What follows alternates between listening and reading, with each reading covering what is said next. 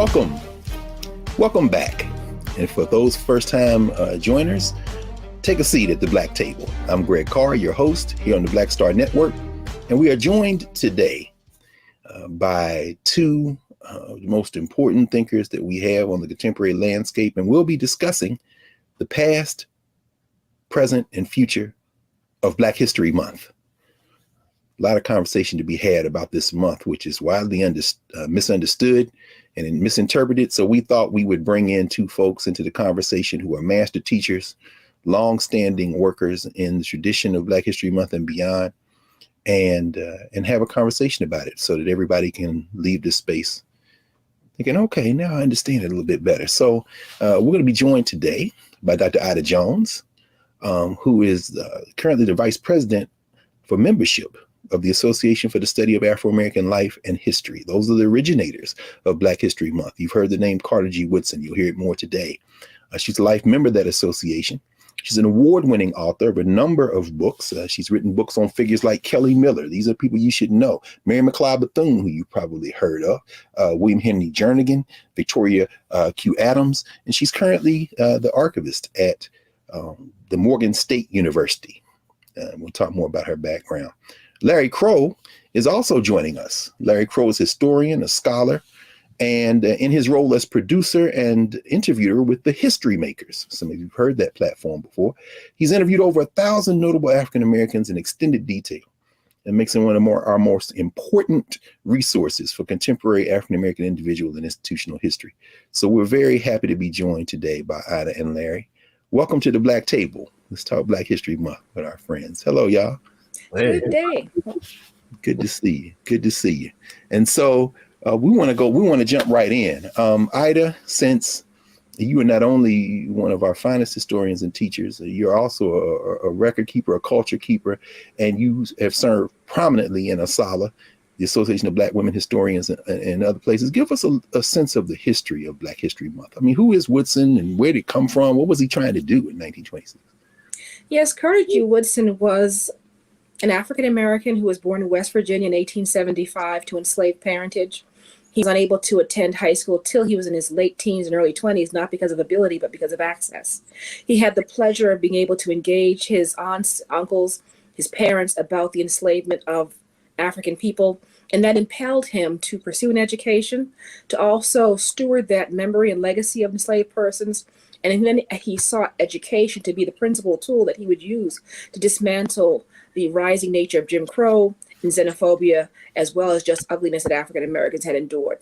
He dedicates his life in finishing his PhD in 1912 at Harvard University, the only African American of enslaved parentage to do so, to actually really study the scientific, but also the beneficial nature of history. In 1915, during the birth of a nation that was screened, that was endorsed by the White House by the only president with a PhD in history, calling it History Written in Light, he refutes that and creates in Chicago the Association for the Study of Negro Life and History, which was a composite of medical trained persons, business persons, community persons to seek to use education within and throughout our culture as macro African people out to the mainstream people, to use that to kind of level the playing field. So over the course of the last 106 years, the association has continued to keep the torch of Woodson lit, to use education to dismantle the xenophobia and the ugliness that African people have been able to endure imposed upon them. Wow. So it started as a week in 26, right? And then it moves to a month? Yes, it starts in 1926. He builds a lot of products. He builds the Journal of Negro History in 1916. He's going to build out this idea of Negro History Week, which he selected to commemorate the birthdays of Abraham Lincoln and Frederick Douglass. So it wasn't that he chose the shortest month with the least amount of days, that kind of urban legend needs to be put to rest. I've tried to use garlic and a cross to kill that, but apparently it continues to flourish. No, that's not what it was. It was to commemorate both Abraham Lincoln and Frederick Douglass. And so that week does grow out of Omega Psi Phi, where he initiates that and incubates that into schools and churches throughout the course of the 20th century. By the 1970s now, and I'm sure Larry can give greater detail about that, it becomes a month in 1976 during the bicentennial year. And so that becomes a way in which the country is going to acknowledge African American history. What Woodson did believe was that it would eventually outlive its usefulness. He really was trying to be optimistic, that we would eventually be woven into the fabric of the culture. Unlike my man, Bishop Henry McNeil Turner, who became an Afro-pessimist, realizing that there's such a toxicity with whiteness that they will never integrate and never accept African people. And of course, John Henrik Clarke as well. So we now stand apart, but yet in concert with other things that have blossomed out of the African American Heritage Month series. We have Asian Pacific Islander Month, LGBT Month, all once again borrowing from Woodson's idea to celebrate the community in concert with, quote, the mainstream. That is remarkable that you gave us that whole panoramic scope. And I don't even want to interject. Larry, could you jump right in? I mean, I'd already set you up, man. She said you might know something about that. I mean, you're not old enough to remember Carter G. Woodson. Certainly none of us are. And both of y'all too young to remember any of this. But Larry, talk to us about it, man. How did you jump? How did you get involved with ASALH and with this work? Well, of course, Carter G. Woodson died the year the year before I was born. I was born in 1949. Well, the year after I was born, 1950, yeah. But I was at Wright State University, and one of the teachers, one of the history professors from Central State, taught part-time at Wright State because the black students demanded it. It was, so it was Dr. Paul McStallworth, who was a member of ASALH. And at that time they had, it was Paul McStallworth, Wilhelmina S. Robinson, the brother that wrote the, Reuben S. Weston, who wrote the book about American imperialism during the 1890s. He was there, and they had a nice contingent that they would take to ASALH every year. So I kind of went along with them, from Wright State. Wright State paid for it. In fact, they actually put me on a flight from Dayton to Cincinnati in 1972, and Cincinnati's like 45 miles away. So I got on. That was one of my first plane rides, to the ASALH conference at the hotel in Cincinnati. Now, and I was just amazed at the scope of research, the papers that are being presented, the detail. It was my first exposure to ASALH or any really black conference about anything. And I was amazed. In those days, it was J. Rupert Picott, Andrew F. Brimmer was on the board, Raymond Pace Alexander, those kind of people. Benjamin Quarles was still alive. I met A. Philip Randolph. He was at a table. He stood up. He looked like he was 7 feet tall. He said, "How are you doing, young man?" I quaked. So Larry, were you? I mean, I'm thinking about it. We probably thinking the same thing. So many of these figures that we got a chance we read about, we study, we hear about. You actually rub shoulders with them. So were there any controversies as they moved from a week to a month? I mean, I know there was a Negro thing going on with like Rayford Logan and them cats, man. They didn't like that black word. I mean, was there any? Well, the year I started going, they did the name change, and I missed the fireworks. Basically, There were fireworks. Were the year before, I guess, and they decided to do it in Cincinnati in '72 to officially do it. So the board meeting, I wasn't at the board meeting. I think it was announced at the banquet. At the banquet I was at, that they had changed the name to the Association for African American Life and History. This is 1972. Then it was in '76. I was in Chicago. I was a member of the Institute of Positive Education at the time, a new member in the fall of '76, where they established Black History Month instead of Negro History Week. And at the time I was there, I was with Dr. Anderson Thompson and Harold Pace, who are members of the Association of African Historians, which they set up as a rival to the Chicago, I guess, ASALH group, that they didn't have a lot of affinity for. And Actually, yeah. No, I was going to say that's a good place for us to pause. Let's take a break, and when we come back, I'm going to ask you to finish that thought, Larry, and then I'd have brought something up before we went on air about this whole moment of the late '60s, early '70s, and how these other associations and formations kind of split with, emerge from ASALH, and in conversation around that very issue. So back in a moment with the Black Tape on the Black Star Network.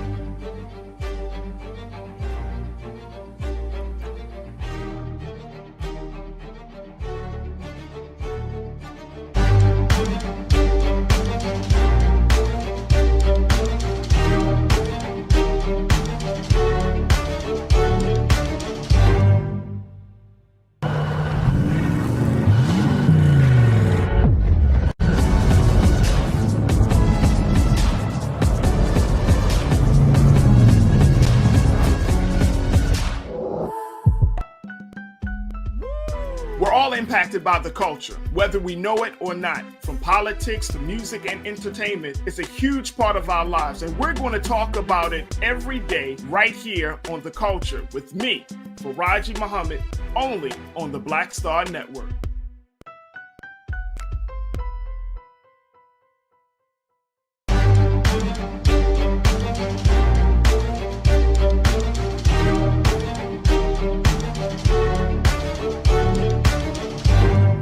Welcome back to the Black Table.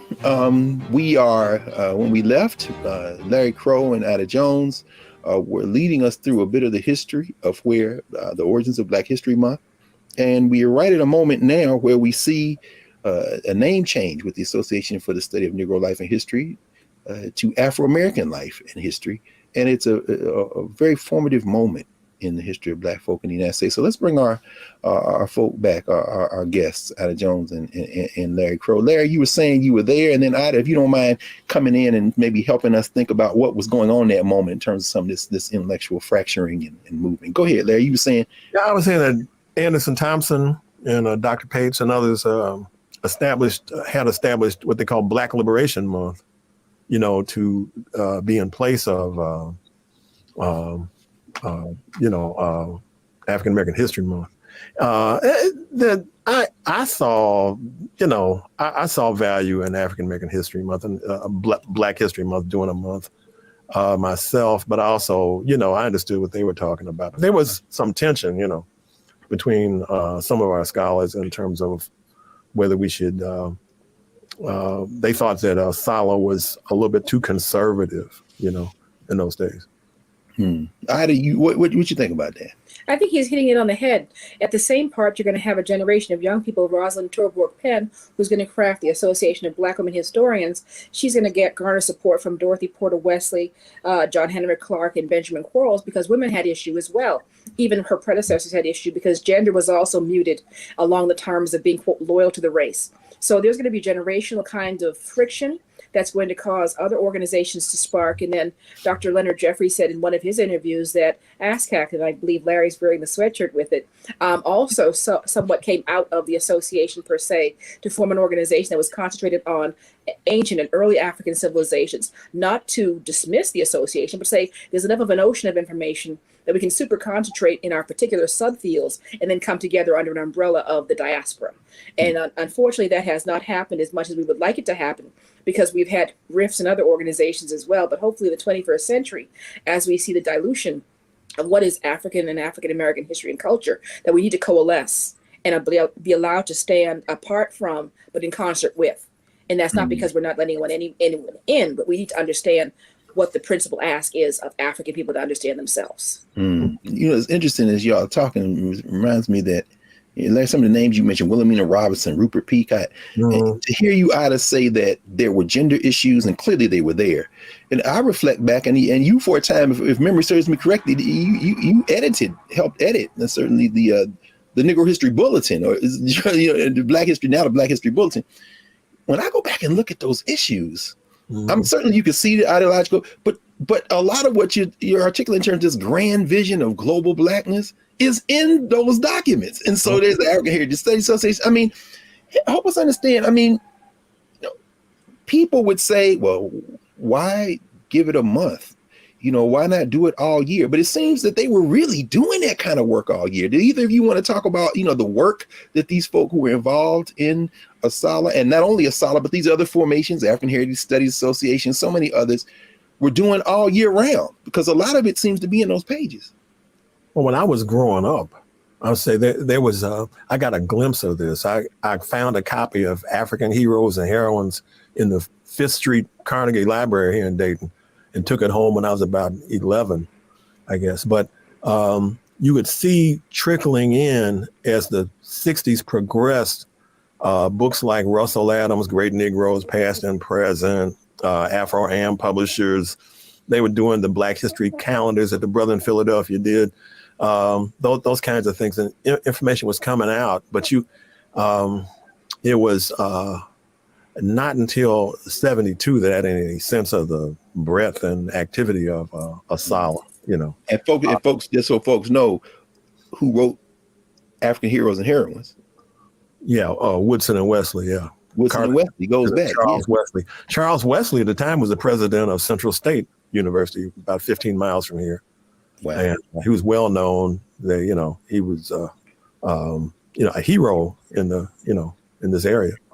So, Ida, what about what your part of the world? You come out of Massachusetts. Are there roots there in terms of folk doing local history and community history and work? Adelaide Cromwell. She was an institution in and of herself, along with other African Americans who taught there as well.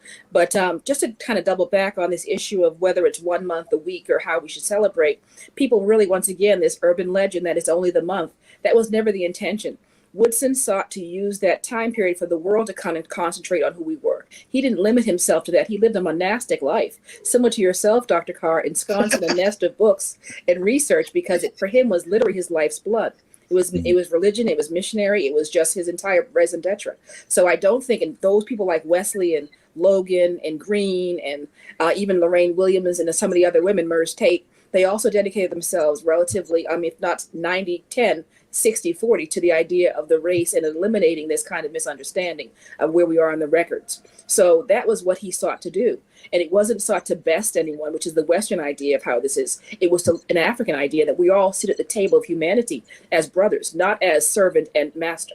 And so that's very important for us to understand. And I'm actually working on a campaign to say, how do you ASALH? Do you do it 3? Because we have the February, September, December folks. But then we have these branches. Woodson also sought to create these branches which live out on the granular level in their cities and states, this idea of Black education, Black modeling, Black encouragement, Black mentoring. So all of what we're doing now with all these other organizations, he had that understanding.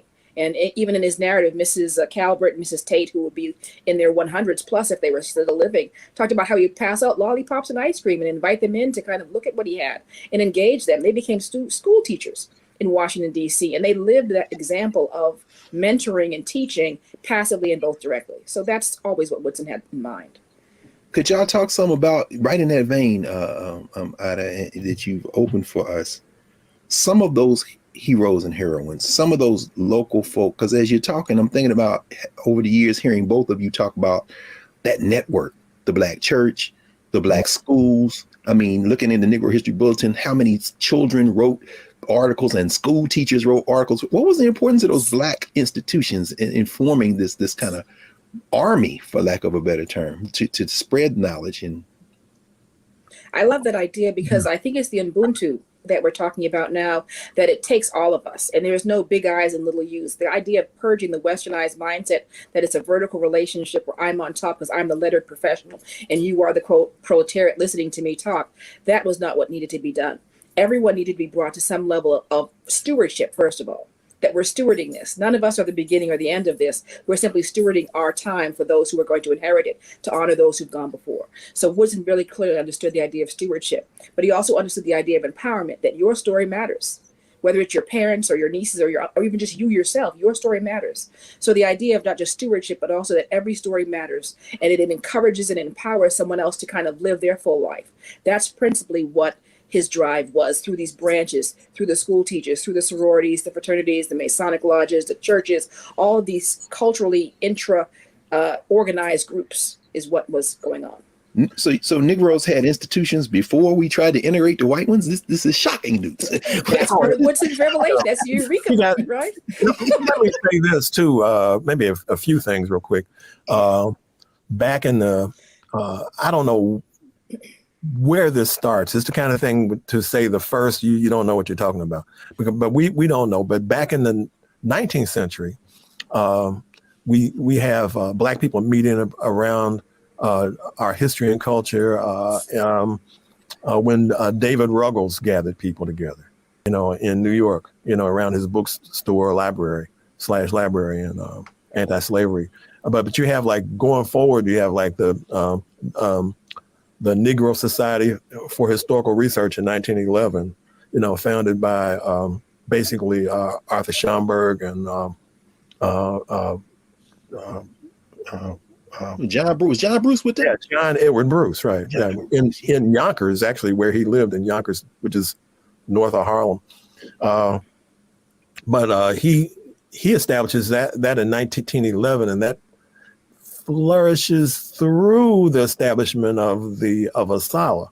Now here locally, I'm the branch historian for the Paul Laurence Dunbar branch of ASALH, which was founded by Margaret Peters, who was she wrote 2 curricula for the state of Ohio that were never used, Black history curricula.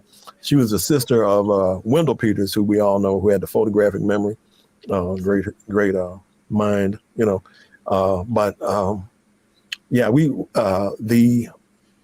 have organizations, that pop up, to discuss local history, book clubs. You have a lot of them can be found in a book that Eleanor DuVernay, Sinnett, Paul Coates, and Thomas Battle wrote.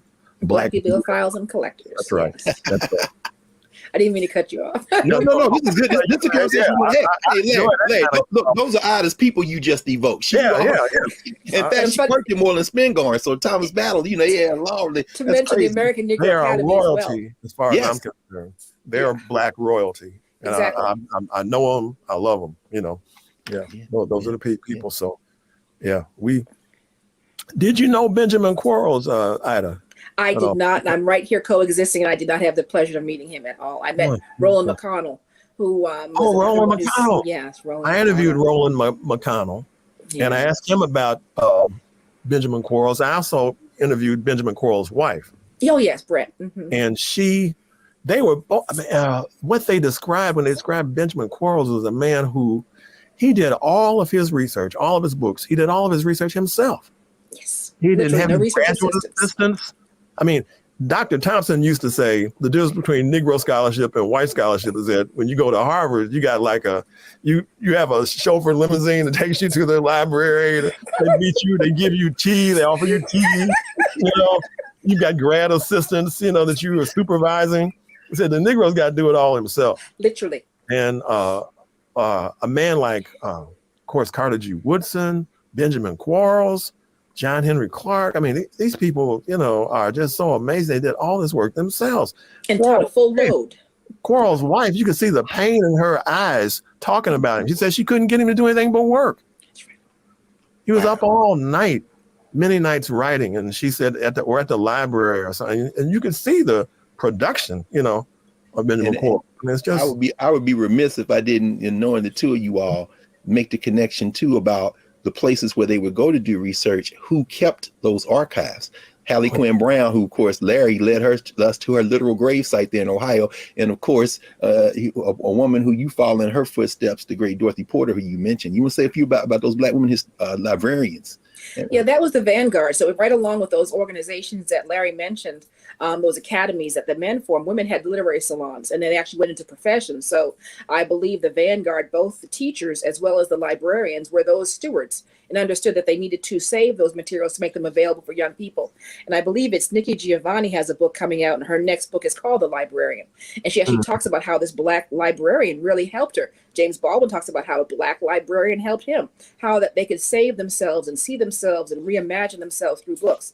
So it's very important to acknowledge those, the vanguard of our original stewards were the librarians and the church historians as well. Sometimes, always, often the elderly women who save everything and kind of curate that material for someone else to then now steward. So it wasn't hoarding, it wasn't not letting you have access, although I understand Dorothy was rather particular about who had access. Her card catalogs, where they try to change the name from Negro to Black, she told me herself. But other than that, the idea that knowing that there's going to be a tomorrow and that these things need to be here for that tomorrow. Okay. And that's profound.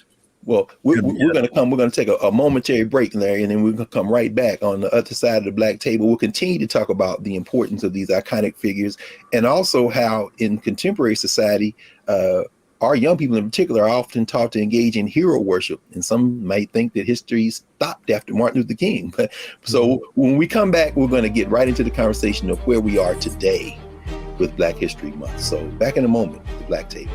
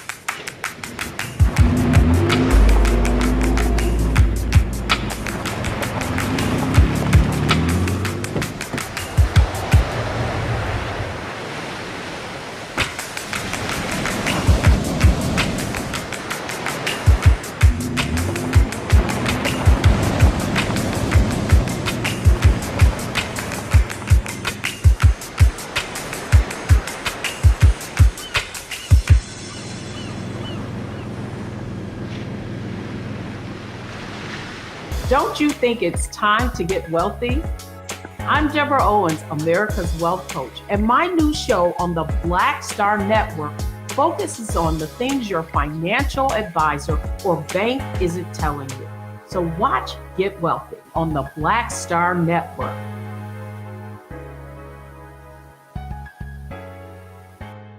Folks, Black Star Network is here. Oh, no punches! I'm real revolutionary right now. Support this man, Black Media. He makes sure that our stories are told. Thank you for being the voice of Black America, Roland. Stay black. I love y'all. All momentum we have now, we have to keep this going. The video looks phenomenal. See, this difference between Black Star Network and Black-owned media and something like CNN. You can't be Black-owned media and be scared. It's time to be smart. Bring your eyeballs home. You dig?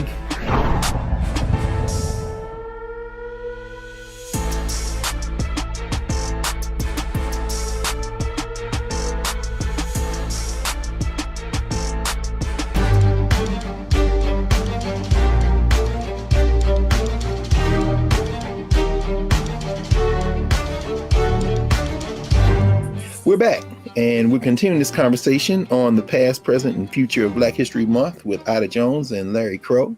Larry, you about to comment? Ida, when we left, Ida was leading us through this importance of institution building and some of the women in particular who right. kept these records and archives that these women and men, many men, more men, unfortunately, at that time, were doing the research in. But you know, say some more about that. I mean, we don't know enough about the figures you all are naming. So, well, you know, Chicago's outstanding library ancestor is Vivian G. Harsh, and she operated at a library right off of Wabash, which was named for one of the founders of the Providence Hospital.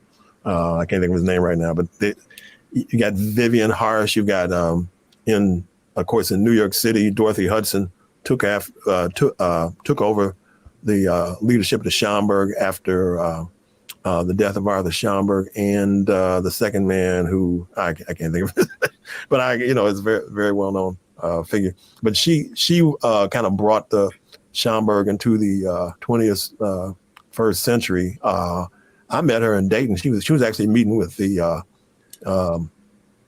scientists over at NCR to reduce the Schomburg clipping file to microfiche back in 1973 or 4. Wow. You met Jean Blackwell Hisson? Yeah. Jean and if memory serves correct, so now help me, Larry. I think you crossed paths when you lived in Chicago with the current Librarian of Congress, right? Did she work in some? Yes. Yeah. Carla Hayden. Yeah, she was a librarian at the Whitney Young. She was a children's librarian at Whitney Young, and I did Kwanzaa for her young charges there. And we also, I was there the day that Wally Amos came and gave cookies to everybody. You know, Amos. I made some kind of presentation on that day too. But Carla, she's Sharon Howard at the Schomburg. I know a lot of librarians that I've been friends with over the years that are really, pivotal. Now, she never forgive us. Hopefully the Black Star Network continues to spread and everybody. So we got to mention Jesse Carney Smith. We can't. Fisk. Oh yeah, from Fisk. Yeah. Oh yes, indeed. Yeah, I interviewed her too. To my, Oh wow. Yeah, she was really. So with all this, and again, I mean, just in this moment, I hope everybody is taking notes, particularly young people. Y'all are listening to these two master teachers and getting a lot of homework assignments as we're thinking about this. And here we are in the 21st century. It's 2022. Where is all this controversy coming from? There's a recent study by the Southern Poverty Law Center. They assessed the public school curriculum, and they said on the issue of civil rights, just on that issue, 20 states failed in terms of what is actually being taught. And then folks are saying on the other end of the spectrum, we should broaden the themes in Black History Month, make it broader, and then folks are saying, well, it's not being taught enough. And, meanwhile, our young people, we're all teachers, we know, a lot of the history that they are getting, to the degree they're getting any at all, is pop culture stuff. Harriet Tubman on the $20 bill, Instagram posts, businesses promoting Black History Month. What would y'all say about the state of Black History Month today as cultural workers who are really continuing to teach and work in that tradition? We need to go deeper. I know one thing that Dr. Thompson used to do, Dr. Carr used to in Chicago, they challenge us to go deeper. So it's one thing to say Harriet Tubman's name, and it's another thing to know what she actually did and where she came from. And when you know about Carter G. Woodson in a deeper way, you can appreciate him more. Everybody, has a value that's way beyond what we see on the surface. We just recite these names. We really not doing anything. And maybe then we can throw away this notion that they, I know that Ida was talking about, they gave us Black History Month. They gave us the shortest month. There's no they. We have to really go into depth and the details so we really know what we're talking about. Ida, you're one of our flagship universities, so I know you see this kind of stuff every day. What do you think? To that end, it's very orchestrated. This is not by accident. I always tell my students, both the adult as well as collegiate, that history is intellectual nutrition.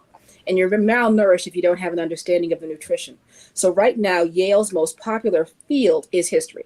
Yale went about a complete public relations campaign to rebrand what history is, and it is now their #1 undergraduate major in the midst of the STEM explosion or STEAM explosion we're dealing with right now. Concurrently, at many HBCUs, history departments are floundering. They're actually being understaffed, they're being overwhelmed, they're being undervalued and being slightly dismissed. So it's not by accident that this kind of behavior in the midst of a rather rising conservative tide is happening in the midst of where history is now becoming rather mute. So it's very intentional that people don't understand the concept. History is not names and dates, it's concepts and ideas that limit the circumference of your movement. And because people have a very poor nutrition, because they have not been taught the history, either at the knee of a parent or in a school or in a church or in some kind of civic space, then they believe what they see on the social media, 140 characters, is history. And so there's a great disconnect there. And I think the students in Baltimore City during the 2020 Summer of Discontent said they wanted to decolonize the curriculum. And they want to know who was Baldwin. They want to know who these authors were. They really want to know, but no one's telling them because it doesn't fit the criteria for what the state mandates as a test to be approved. But I do have to, at the same time, applaud the state of Maryland. I'm working with the Department of Social Studies teachers, and they're actually teaching how they rethinking and reworking how they teach history. I've been invited on several occasions to speak with their teachers in social studies to help them understand at least about the HBCUs of Maryland, which was rather anathema to most of them. They did not understand that there was only one authentic HBCU that was created in Maryland by Black people, which is Morgan State. And the other 3 incarnations have different origin stories, which I can't go into at this juncture. But nevertheless, there is a hunger and there's a desire. And I believe we are the stewards that need to meet this. And the late, goodness, his name escapes right now, Dr. Harold Pinkett, Morgan graduate, first African-American hired at NARA, said that this is a racial responsibility. So we owe it to no one else but to our children and our ancestors to steward this. So if we fail, then we failed. We can't point to anybody else. My goodness. Now you about to say something, man. Wow. No, I mean, we have to keep fighting for our history and culture to be taught in public institutions. That's for sure, but we have to do it at home and we have to do it in the community in an organized way. We just can't afford to be trapped in just the public education fight for our history and culture, because that we'll never win in that situation. We have to make sure we overwhelm them with what we know from home. We bring it with us, Sounds and I must do a boost for the association. I didn't mean to cut you off. Greg, no, this is exactly. Go ahead. To join ASALH in our efforts to do so for the next 100 years. There are products, there are organizations, there are people such as myself and Larry, as well as yourself. Remember my branch, Greg, that really can reach out to these young people and are concerned about even some of our not so young people. Because if you don't know as a parent, how can you teach what you don't know? And that's so right. A lot of it is resulting that the parents themselves didn't get it. And so there's a lot of disconnect. And I don't fault anybody because we're so into this part of the pond that we see it and we live it. But those people who are on land or in other parts of the pond don't understand it. So I can't really indict anyone for being, quote, guilty of not doing things. Those of us who know need to diffuse. And whether they choose to receive or not, that's a different story. But we need to be the ones to diffuse in every way we can. And so that's incumbent upon us that know to share. I definitely join. Could you help us? Just let us know how would folks who are watching say, I want to join Asala. What should they do? What's the first step? Because you my leader in the branch here. That's right. Well, you can go to asalh.org.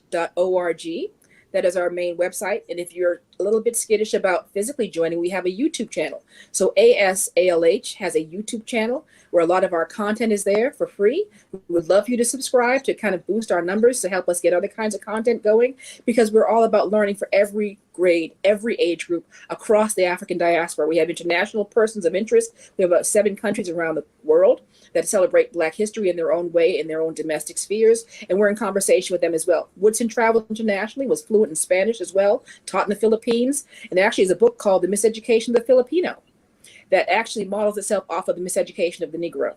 And so as a result, Woodson's influence is far more global and far more saturated than we give him credit for. So we're all trying to excavate and lift up the torch that he lit and keeping it lit into the 21st century. So asalh.org.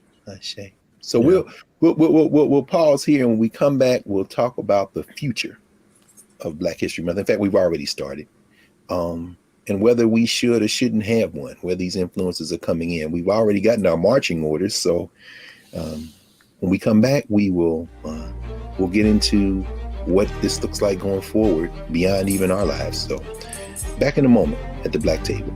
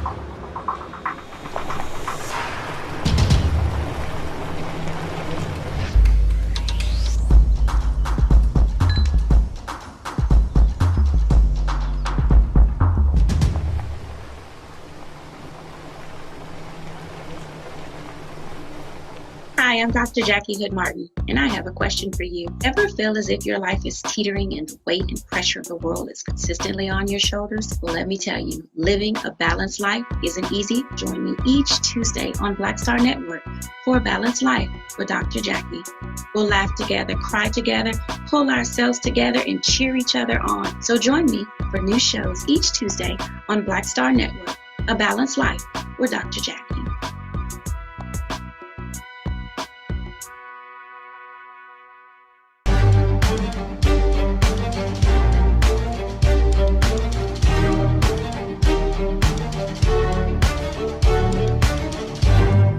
We're back. Welcome back to the Black Table. We're continuing our conversation with Larry Crow and Ida Jones on the past, present, future of Black History Month. We've covered a lot of ground in these few minutes. So I want to ask you both to kind of think about what Black History Month looks like perhaps going forward. All these quote unquote controversies, critical race theory and not teaching it, non-political stuff. And as you both were talking, it's very striking that in some ways, it seems like you all are advocating a return to what was working for us before the end of Jim Crow. I mean, these networks of institutions, home-based, church-based, sororities, fraternities, the Masons, the everyone, all these institutions. Do you have any thoughts on the contemporary landscape and how these conversations, which sometimes get reduced to whether or not Maya Angelou is on a quarter or Harriet Tubman's on a $20 bill or Martin Luther King's I Have a Dream,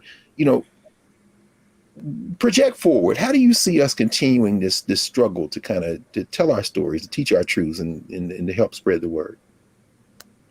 Yeah, there's one of the things that concerns me, I think was expressed in that little short film that Brother Daryl Scott did years ago, was a part of, where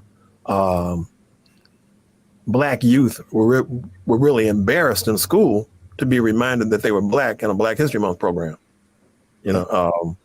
This is something that, I mean, it's, but it's something that's real, that people are embarrassed because they think that somehow Black History Month is some kind of imposition from the system, or in fact, one of them asked, I mean, the fellow who's the documentary filmmaker asked the question and said, is there a Jewish History Month? But the answer is that there actually is. And Jews celebrate it. But we don't, they celebrate it mostly in their own venues, not so much, in the public school. So we have that kind of dynamic we're wrestling with. I think with our young people in particular, it's going to be a hard sell because they believe themselves post-racial. And this has been the kind of tea they've been sipping for quite some time, since the age of Obama in 2008. So now that they're becoming of age and having these microaggressions that they're experiencing with their friends who they've been holding hands with and playing jumping jacks with since that time, they're now seeing a much more harsher reality. And then they're also seeing a much more global reality of this kind of anti-Black thought. So my discussion is to really have them understand, as Larry so eloquently said, there is a point where there needs to be a centralized ethnic understanding so that you can know who and how you are to then integrate fully with another person. When you are only knowing yourself in partial or in pieces, you don't even understand yourself or the richness of your heritage. And there's some issue with even being called African. I teach at a local Bible college, and one of the African students said he spoke to a coworker and said, well, African-American sister, I'm not African. I'm American, period. No qualifiers, no adjectives. So as a result, wrestling with this mindset of who and how we identify. Woodson understood that. The others had understood it in the 1970s when the name changed as well. Regardless of how you choose to self-identify, people will impose upon you certain qualifiers. And it would be behooving you to enrich yourself to understand where those qualifiers come from, so that you can then respond out of your intellect, not out of your gut reaction. Because right now there's so much gut reaction going on. That's why certain individuals are being able to be promoted and saying that this was no coup on January 6th and other kinds of misinformation like that, because people are responding out of gut, not out of their head. So there's a larger misinformation campaign, anti-intellectual campaign going on around the world. But we need to understand, for those of us who choose to, understand and be empowered by our history and our capacity to survive. And also the bicentennial birthday of Harriet Tubman is this year as well. So we want to say happy bicentennial birthday to Sister Tubman as well. Yes, Eastern Shore represent, no question. Man, in fact, we'll kind of close in a moment, but I'd be remiss if I didn't bring up that money issue one more time, because I've heard people on both sides of this issue. Either y'all feel strongly about having these two sisters on money thinking about the things that are like right there in front of her. Harriet Tubman and the debate on whether she should be on the $20 bill or not. And then of course, Maya Angelou has a quarter now. It's a small thing, but as you said, Ida, there's so much misinformation out there. Are those teachable moments? Are those points of entry? I don't know if you either way, as we work to getting the curriculum and getting the folk together and reconnecting to those solid spaces where we can do this stuff at home, do it in our community, that's everywhere. And then that's the thing they'll see on social media. And, but it's rather performative. It's performative because we're going to cyber currency. So we're actually going to a paperless currency anyway. So at some point, once again, like the Freedmen's Savings Bank, you're going to put Douglas at the end when this has already been losing for so many years before. So then the failure comes with the face of Blackness. So the idea of doing this is very performative. Hopefully they'll have a Black designer design it. I don't know. It's almost a moot issue at this juncture to know that even the fact that she was called currency is now being honored on currency really could cause some of us to really have an issue with that in terms of the medium through which she's being honored. So I'm ambivalent. That's powerful. That's but powerful. I don't know the details. I don't know the details of how these historical figures became involved, but I would guess, because I interviewed a brother who was on the postal board in Los Angeles who pushed for the Kwanzaa stamp. When people in the community were saying, Maulana Karenga has put himself on, I said, no, he did not put himself on a stamp. And the white man didn't put him on a stamp. It was a vote of the postal board that a brother was on who had the idea and persuaded other people to vote for. In this regard, I'm sure some well-meaning Black person, decided that Harriet Tubman should be on the $20 bill and push for it. And for me, whether she's on, it's an opportunity to teach about it. It's an opportunity for me to talk for 3 hours about Harriet Tubman. Mm-hmm. Right. Well, on that note, I want to thank you both for joining the Black Table.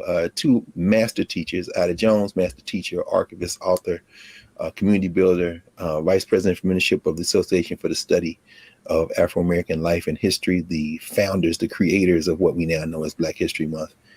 And Larry F. Crow, one of our greatest interviewers, raconteurs, a master teacher himself, producer in the History Makers, who has probably interviewed more important African-American figures than anyone. And I encourage you all to go to asalh.org. Want to know more about it. In fact, even join the Association for the Study of Afro-American Life and Histories and check out the History Makers. That's one word. .org. Yeah. Historymakers.org. Thank you, Larry. 4,000 interviews online. 4,000. How many did you do, Larry? Would you say? 2,000 and something. About half those interviews. And if you just heard it yourself, you got a little taste of it. And I hope you all see where we are going with the Black Table. Week by week, every Friday, tune in, and you're going to be introduced not only to some things that we may not have known, and you'll be introduced to different ways of thinking about things we think we know, and you're going to be introduced to a whole constellation of folks who you should know a whole lot more about. So we're very deliberate about bringing folks to the table who we need to know more about, who can help us know more about ourselves and the world.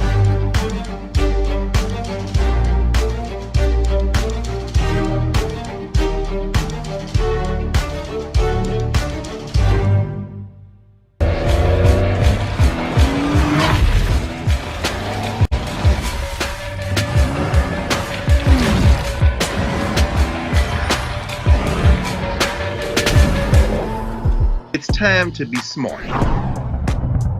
Roland Martin's doing this every day. Oh, no punches! Thank you, Roland Martin, for always giving voice to the issues. Look for Roland Martin in the whirlwind, to quote Marcus Garvey again. The video looks phenomenal, so I'm really excited to see it on my big screen. Support this man, Black Media. He makes sure that our stories are told. See, this difference between Black Star Network and Black-owned media and something like CNN. I got to defer to the brilliance of Dr. Carr and to the brilliance of the Black Star Network. I am rolling with Roland all the way. Honored to be on a show that you own. A Black man owns the show. Folks, Black Star Network is here. I'm real revolutionary right now. Roland was amazing on that. I love y'all. I can't commend you enough about this platform that you've created for us to be able to share who we are, what we're doing in the world, and the impact that we're having. Let's be smart. Bring your eyeballs home. You can't be Black-owned media and be scared. You dig?